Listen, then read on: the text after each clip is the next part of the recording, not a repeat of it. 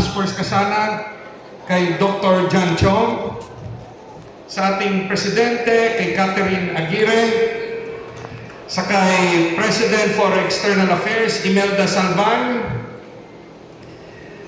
sa kay Honorable Orly Capuyan, Chairman of the Grievance Committee and Barangay Councilor, sa ating artista, First Councilor Princess Ivy Foncion, magaling kumanta at sumayaw,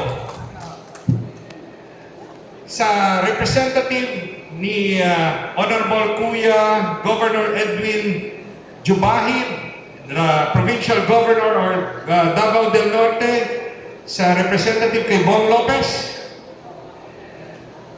sa ating representative na si Victor Hosol, napakagaling na nagrepresenta kay Vice Mayor ng Carmen, Honorable Marcel Dodong Perandos, pang-councilor na sa 2028, pwedeng-pwede. No?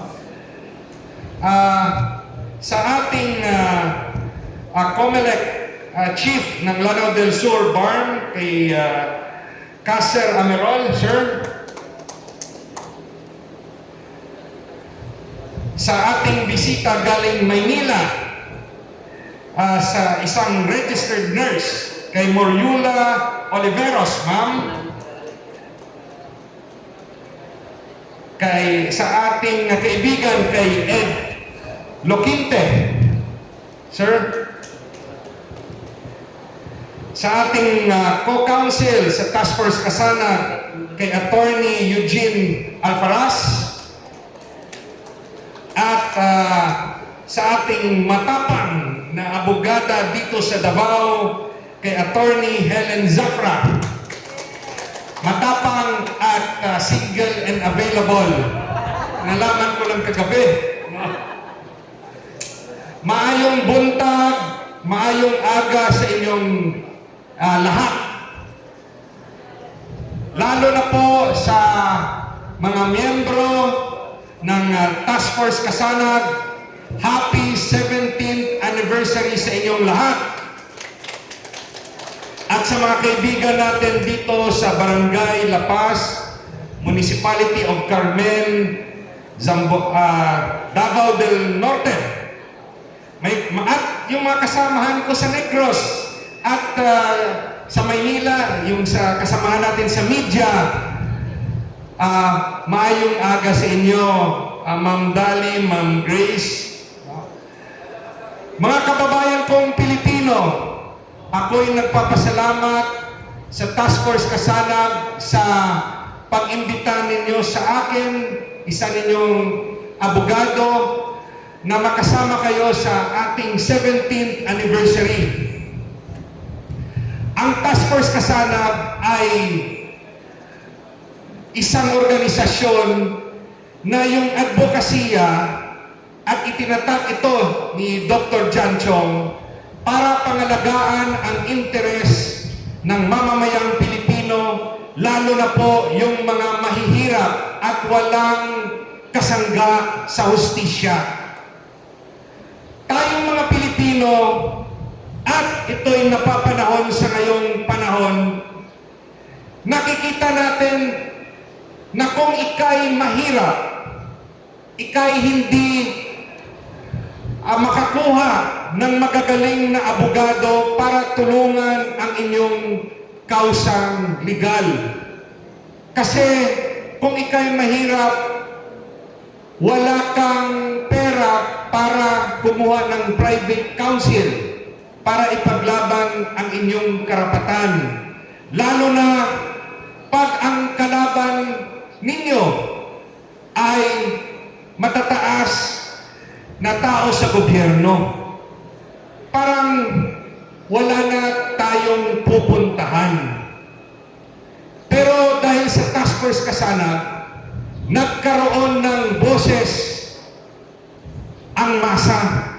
Nagkaroon ng boses kayo na mga miyembro ng Task Force Kasanag.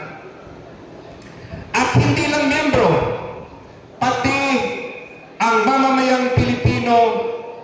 merong masusumbungan, pupunta lang tayo sa opisina ng Task Force Kasanag at isumbong natin ang katiwalian at pang-aabuso ng matataas na opisyal at ang Task Force Kasanag basta't meron lang sapat na ebidensya at kailangan rin ng kooperasyon ninyo para gumawa ng complaint affidavit at dapat matapang rin na tatayong testigo ang Task Force Kasanag ay kasama ninyo laban sa mga tiwaling opisyal ng gobyerno. Salamat po, Dr. John Chong. Salamat sa mga opisyal ng Task Force Kasanag. Salamat sa inyo na mga miyembro ng Task Force. Sa pag-uusap namin ni Chairman John Chong, sa 17 taon na pakikibakan ng Task Force Kasanag, marami nang napakulong ang Task Force. Marami ring napaalis sa pwesto ang Task Force. Tanong ko kay Chairman John Chong, sa inyong kausa, naramdaman ba ng Pilipinas ang pagbabago? Sabi sa akin ni Chairman, sa mga miyembro, sa personal nila na kausa, naramdaman nila ang pagbabago at nagpapasalamat sila sa Task Force. Gaya ng iba nating kasamahan sa media na talagang pinailan ng mga libel cases ng mga taong gobyerno na kanilang itunulugsa. Pero tanong ko kay Chairman John Chong, pero bilang Pilipino, bilang organisasyon, sa tingin nyo ba na bago ng Task Force ang Pilipinas? Yung mga tiwaling politiko ba ay nawala? Sabi ni Chairman, nakakapagod ang laban. Kasi kahit matanggal natin sila sa pwesto, kahit napakulong natin ang mga tiwaling at korap na opisyal, marami pa rin ang kanilang kapalit. Parang walang katapusan ang korupsyon sa Pilipinas. Lalo na sa panahon ngayon, napakalakas ng kalaban ng Task Force. Napakayaman ang kalaban ng mamamayang Pilipino. Kahit lumalaki ang Task Force, ang kalaban lumalaki rin. Kahit maraming abogado na gustong tumulong sa Task Force, mas maraming abogado ang mga korap. Kaya sa aming pag-uusap, nagtanong ako kay Chairman John, ano sa tingin mo ang solusyon? Sabi ni Chairman, siguro dadagdagan natin ang ating advokasya. Hindi lang na labanan ang korupsyon, dapat ang Task Force tulungan ang bansa maghanap ng magagaling leader, maghanap ng mabubuting leader, maghanap ng hindi korap na leaders. At yun ay bibigyan boses at tutulungan ng Task Force para gawing leaders ng ating bansang Pilipinas. Sa pamamagitan lang ng pagtatalaga ng mabubuti, magaling, hindi korap na mga leaders, magkakaroon ng tunay na pagbabago ang ating bansa. Yan po ang aming namin napag-usapan ni Chairman John, at sana matanggap rin yan ng liderato at miyembro ng task force na ang inyong boses hindi lang nakasalalay sa pagpapakulong ng mga tiwaling opisyal, bagkus kayo magkaroon ng boses kung kayo mismo ay sasali sa politika at kayo mismo maghanap at tutulong sa mga leaders na sa tingin ninyo ay siyang magsisilbi ng tapat sa bayang Pilipinas. Sa aming pag-uusap, naibahagi ko kay Chairman ang dala kong programa nung ako'y tumakbo bilang senador nung nakaraang Mayo 2025 election. Sa mga hindi nakakakilala sa akin, ako po ay isa sa Duterte 10. Ako po si Attorney J.V. Hinlo. Isa po akong miyembro ng PDP Laban. Ako po ang Deputy Secretary General for Visayas ng PDP Laban at isa sa mga naunang naghikayat kay dating Mayor Rudy Duterte noong 2014 na tumakbo bilang presidente. Noong mga panahon yun, wala pa pong Mindanaoan president. Sa isang pagpupulong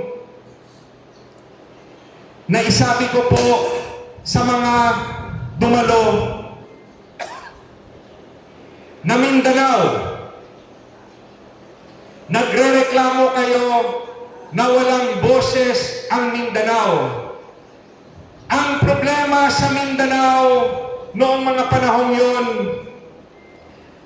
hati-hati kayo, watak ang Mindanao, nag-aaway-away ang mga taga-Mindanao, hindi kayo nagkakaisa.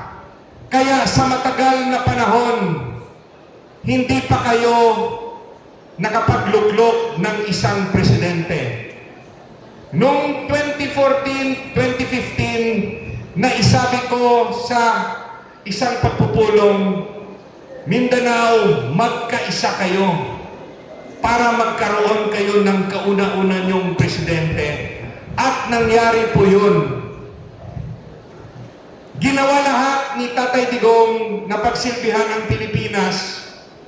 Yun nga lang, pagkatapos ng lahat ng kanyang ginawa para sa bayan, siya po ay ipinakulong at dinala sa The Hague, Netherlands, ng ating kasalukuyang administrasyon ni PBBM. Tayo sa ating bansa, ano ang malalaking problema ng bansang Pilipinas? Korupsyon na inyong unang nilalabanan. Pangalawa, ang kahirapan na sinasabi rin ninyo na dahil sa korap ang maraming leaders ng Pilipinas kaya naghihirap ang sambayanang Pilipino. Sa ngayon, masyado ng malaki ang agwat ng mga mayayaman at ng mga ordinaryong Pilipino. At pangatlo, na sa aking tingin at sinabi kay Chairman John, kawalan ng direksyon ng ating pamahalaan at ng mga Pilipino. Marami sa atin gusto na lang mag-abroad dahil wala nang nakikitang trabaho dito sa ating bansa. So sabi ni Dr. John, Attorney JV, ano ang dapat gawin natin? Ano ang dapat mangyari? Alam natin ang problema, pero ano ang solusyon? Tayo dito sa task force, ginagawa naman natin ang parte natin, nilalabanan natin ang korupsyon, pinapakulong natin ang mga korap. Pero parang walang pagbabago sa bansa. Pag pinakulong natin ang mga opisyal, tinailan ng kaso, pinapalitan lang sila ng ibang tiwaling opisyal na mga bago. Ano ang solusyon? Sabi ko kay Dr. John Chong, kung gusto talaga ng Pilipinas na magbago, tatlo ang dapat nating gawin. Ang una, dapat amyendahan natin ang Data Privacy Act, Bank Secrecy Law, at Foreign Currency Deposit Act, kung saan bibigyan ng Kongreso ng kapangyarihan ang Ombudsman na makaimbestiga sa tagong yaman ng lahat ng politiko at taong gobyerno na hindi na kailangan ng court order. Bakit natin nasabi ito? At sa aking palagay, hindi ito papasa sa Kongreso. Pero pinapakita lang natin ano yung solusyon kung talagang handa na tayo. Dahil sa totoong buhay, at ako'y naging commissioner ng Presidential Anti-Corruption Commission, ang problema natin sa laban kontra korupsyon, natatakot ang mga testigo. Takot ang ordinaryong Pilipino kahit may alam na katiwalian, takot magtestigo. Bakit? Dahil ang kalaban ay malalaking tao, mayayaman na tao, may kayang kumuha ng private lawyers na magagaling. Pag ika'y nagreklamo kalaban ng malalaking politiko, babalik ta rin ang batas. Papailan ka ng libel, cyber libel, papailan ka ng inciting to sedition. Haharapin mo ang mga falsipikadong o peking ebidensya at peking testigo. Yung nag-aakusa kontra korupsyon, papalabasin nila na sila yung korap.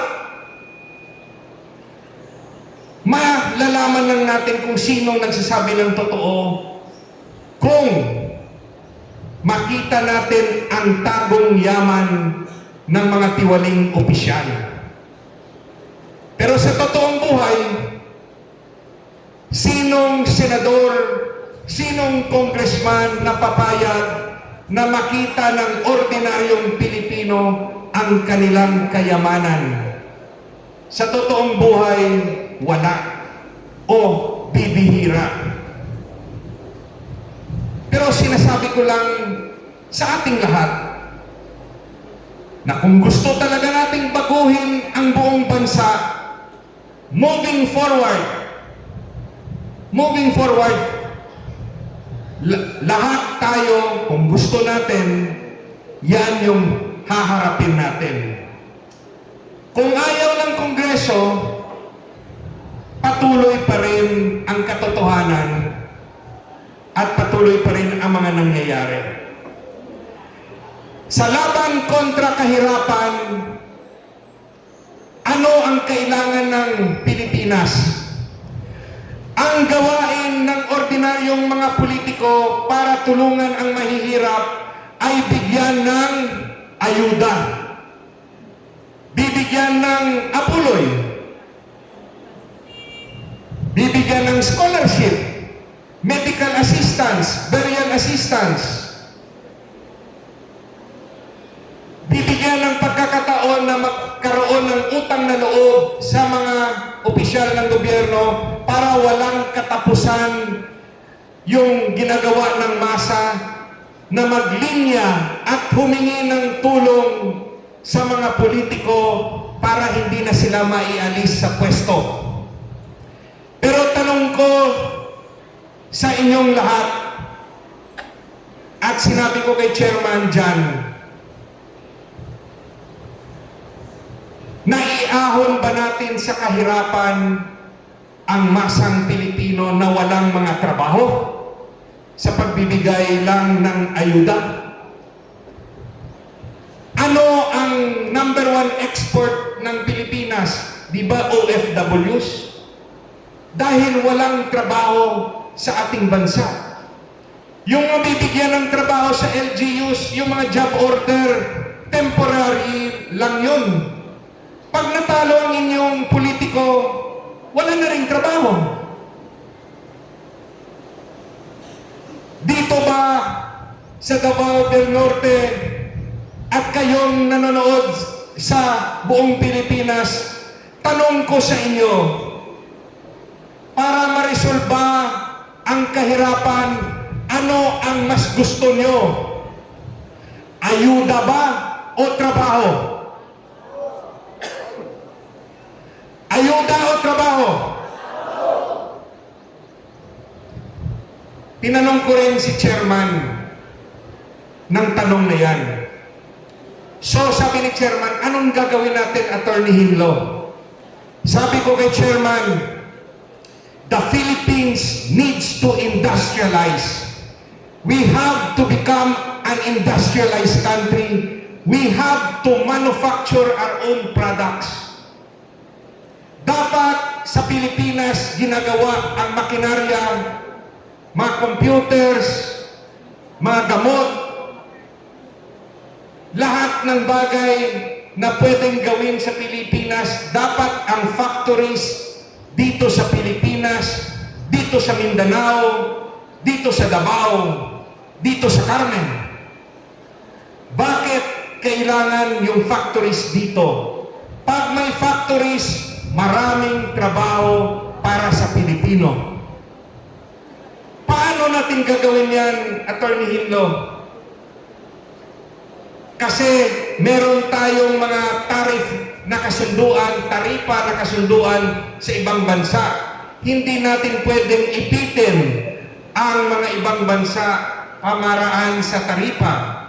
Sabi ko, we should amend the procurement law. Amendahan natin ang procurement law kung saan papaboran natin ang mga gawang lokal. Ang procurement ay batas para sa mga government purchase. Yung pagbili ng produkto ng local government, GOCC at national government. Kahit mas mahal ng 10% ang gawa ng lokal o gawa sa Pilipinas, mapipilitan ang gobyerno na bibilhin ang mas mahal kahit yung gawa sa ibang bansa ay mas mura ng 10%. Anong intensyon yan, Attorney Hinlo? Para mapilit natin ang mga manufacturers ng ibang bansa na kung gusto nilang magkaroon ng negosyo dito sa Pilipinas at manalo sa mga procurement sa gobyerno, maglagay sila ng factory dito sa Pilipinas para maparami natin ang trabaho dito. Kasi kahit mas mura yung produkto, pero kung gawa sa ibang bansa, yung nabibiyahan at yung nabibigyan ng trabaho, mga foreigners, hindi Pilipino. Mas importante na unahin naman natin ang mga Pilipino kesa sa mga dayuhan. Pangalawa, sa agrikultura, bakit sa ngayon, hanggang sa ngayon, ang pangatlong pinakahimahirap na sektor sa ating bansa ay magsasaka? Yung una ay mga IPs, Indigenous Peoples. Pangalawa, mangingisda. Pangatlo, magsasaka. Yung mangingisda at magsasaka, they belong to the agricultural sector. Kasama na rin ang IPs. Nasabi ng gobyerno, binigyan ng lupa. Pero kahit kahit malawak ang lupa nila, hindi naman nila pwedeng ibenta. Hindi naman pwede nilang ma-loan sa bangko. Kaya, yung traditional na tulong ng gobyerno sa agrikultura, gaya ng agrarian reform, matagal na ang agrarian reform, pero yung tanong ko sa inyo, nabago ba ng agrarian reform ang buhay ng mga mahihirap? Hindi. Bakit?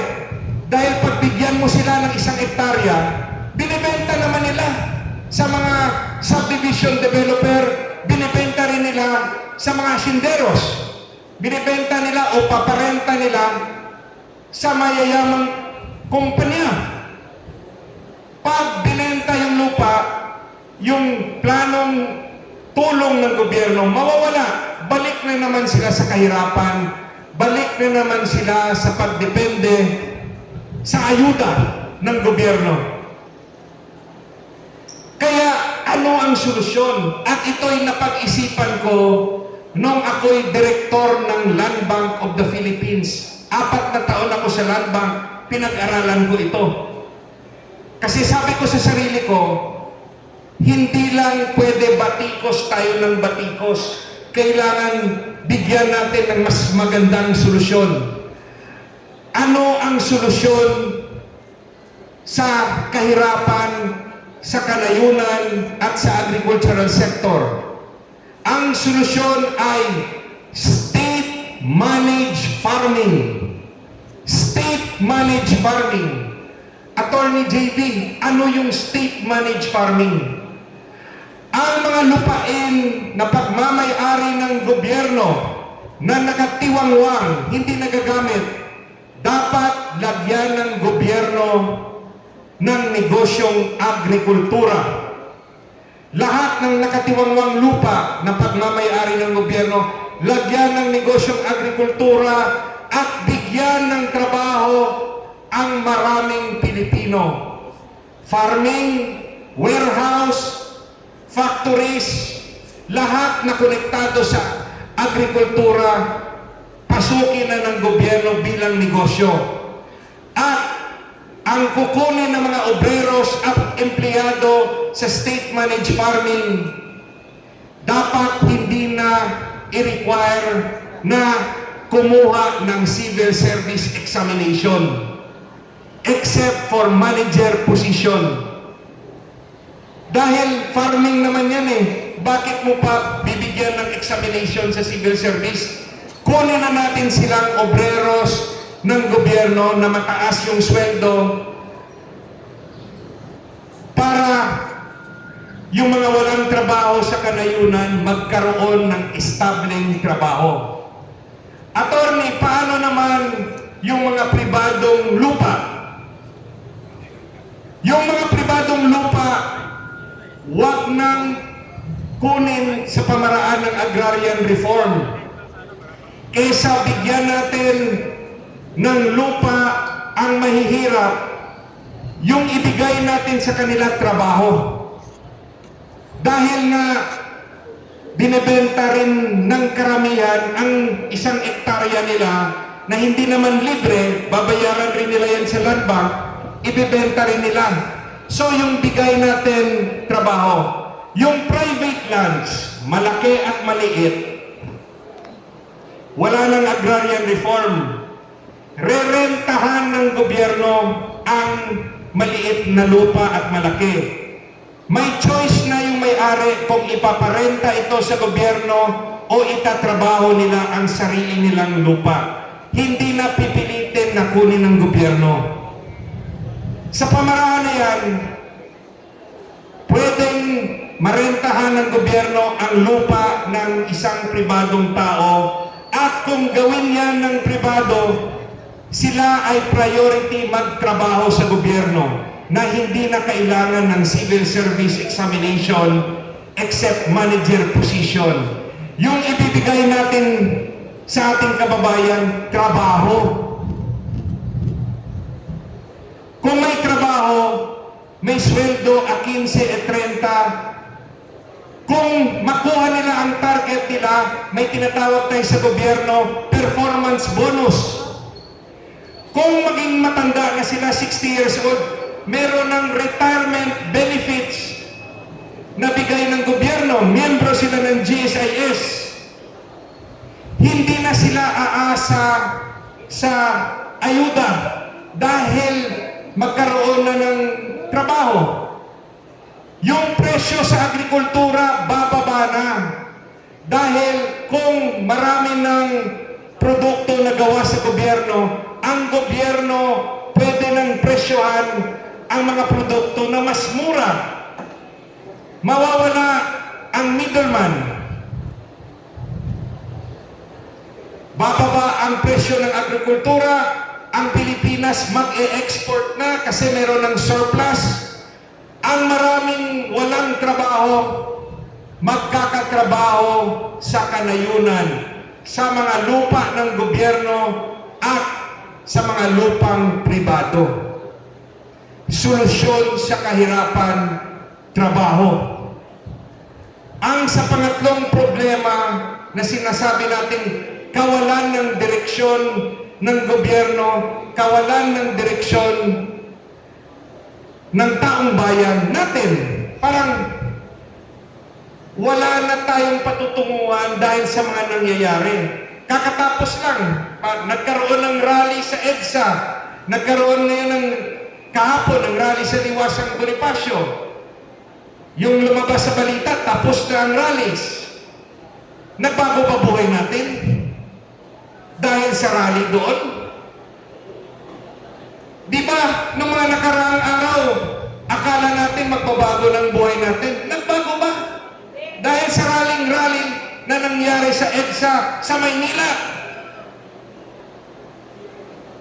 Dito sa Mindanao, naramdaman niyo ba ang rally? Tapos na. Nagbago pa buhay ninyo? Kawalan ng direksyon. Ang isang mapayapang solusyon na naaayon sa demokrasya ay eleksyon sa 2028. Dito sa Mindanao, kung gusto ninyo na ang boses ninyo maririnig ng buong Pilipinas, ulitin ninyo ang nangyari noong 2014 hanggang 2016. Magkaisa kayo dito sa Mindanao. Mindanao, magkaisa kayo.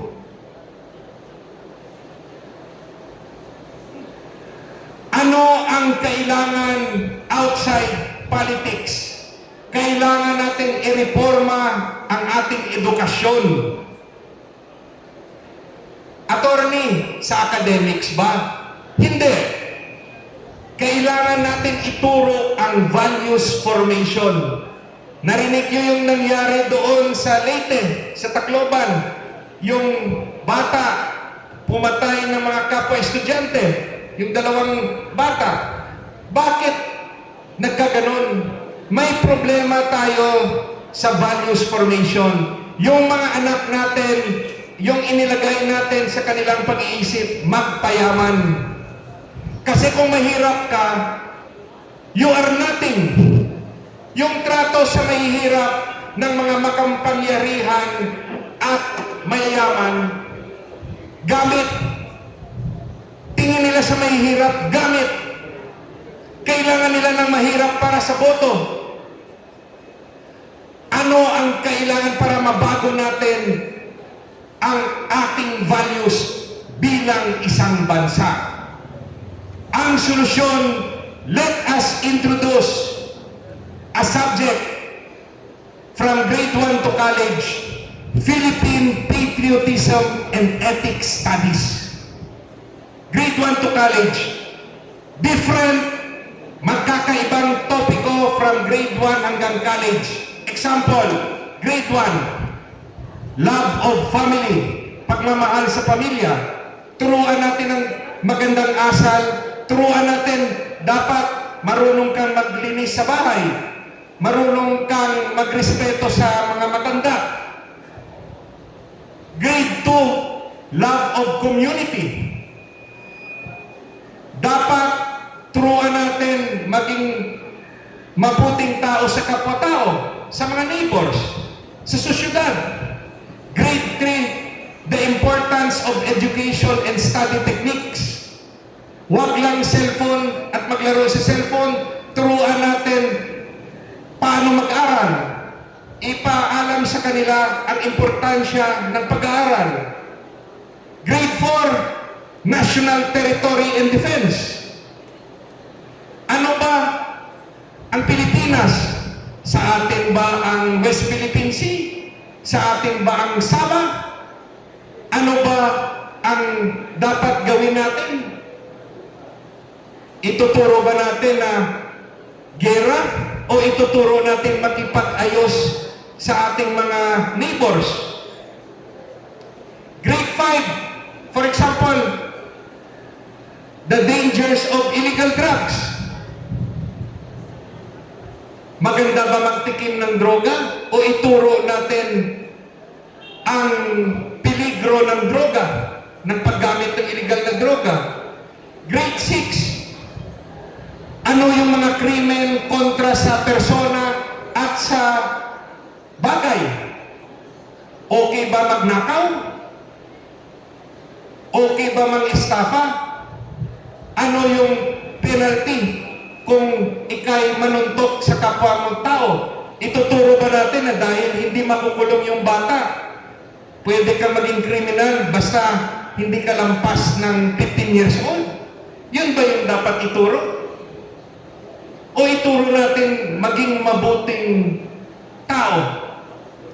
Yung iba pang subject, for example, human rights. Ituro natin yung human rights. Ituro natin yung tinatawag nating a study of prison life. Magkaroon ng pagbisita sa buhay ng mga preso para matakot ang kabataan na huwag silang gumawa ng krimen dahil pag gumawa sila ng krimen, mabibilanggo sila at mahirap mamuhay bilang isang preso sa kulungan na parang sardinas. Ituruan natin sila family life at i-remind natin yung pamumuhay ng tahimik sa kapwa-tao. Turuan natin sila ng financial literacy, how to start a business, how to apply for a mayor's permit, business permit. Turuan natin sila yung ano yung plano ng gobyerno sa pamaraan ng NEDA, National Economic Development Authority. Turuan natin sila the dangers, no, ng paggawa at process. Kung may krimen mangyari, anong gagawin yung procedure sa criminal law?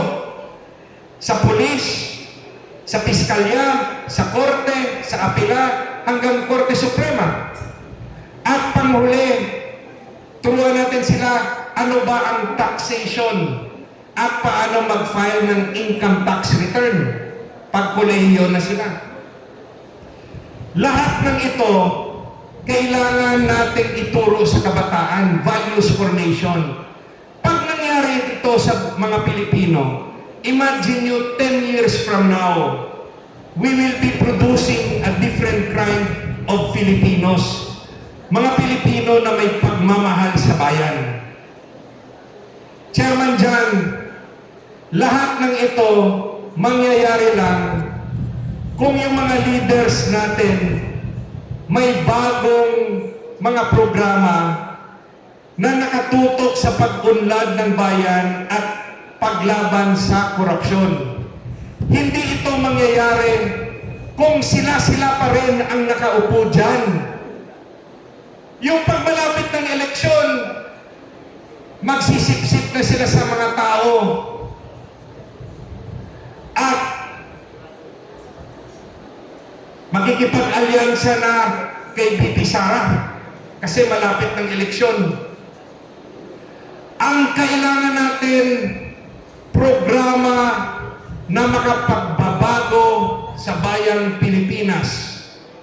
At sa mga kaibigan ng isang Ilonggo na Bisaya na taga Negros dito sa Mindanao at sa buong Pilipinas, sa personal kong kapasidad, hindi ko dinadala ang Task Force Kasanag. Sa personal kong kapasidad, ako po'y all-out support kay VP Sara Duterte Carpio. Bakit ko nasabi yun? Dahil nung nasa Malaysia kami, noong June 12, 2025, pagkatapos ng eleksyon, nung sa stage, may nagtanong na OFW sa amin, bakit VP, o tinanong kami lahat, kaming mga OFWs, meron bang programa ang gobyerno para sa amin para hindi na kami kailangan mangibang bansa at dito na lang kami sa Pilipinas? Makabalik kami ng Pilipinas. Yung naalala ko si Senator Aimee nagsalita ng kanyang plataforma at ako, kwento ko yung sinabi ko sa inyo ngayon. Kwento ko sa kanila. We have to industrialize. We have to do state-managed farming. And we can also do that state-managed fishing. Ganon din sa mga mangingisda. Yung gobyerno, papasok sa gobyernong pangingisda para mabigyan ng trabaho ang marami. At pwede na natin magawa yan sa turismo, state-managed tourism. Pagkatapos ng aking mensahe sa mga OFWs, pabalik ako sa aking upuan, nilapitan ako ni Vice President Sara. At sinabi sa akin ni Vice President, kaya nga kita ibinoto, Attorney Hinlo, dahil gusto ko ang programa mo. Nung narinig ko yan, Chairman, sabi ko, may pag-asa ang mga programang ipinaglalaban ni Attorney Hinlo. Kasi this program, hindi ito magagawa kung senador lang ang magpapatupad. Kailangan ng presidente para mapatupad ang mga programa. At ako'y sa loob-loob ko, natutuwa ko sa narinig ko kay VP Sara na bukas siya sa mga programang ipinaglalaban ko. Kaya sabi ko sa aking sarili, ang susunod dapat na maging presidente ng Pilipinas sa 2028, walang iba kundi si VP Sara. Madamo kita salamat. Salamat Chairman John Chong, salamat sa pagkakataon na marinig ang inyong kaibigan, Task Force Kasanag. Ipagpatuloy nyo lang ang kausa nyo laban sa korupsyon at sana i-consider nyo rin ang aking mensahe na kung gusto natin mabago ang Pilipinas, hindi lang pwede sa paglaban sa korupsyon, bagkus maghanap kayo ng leaders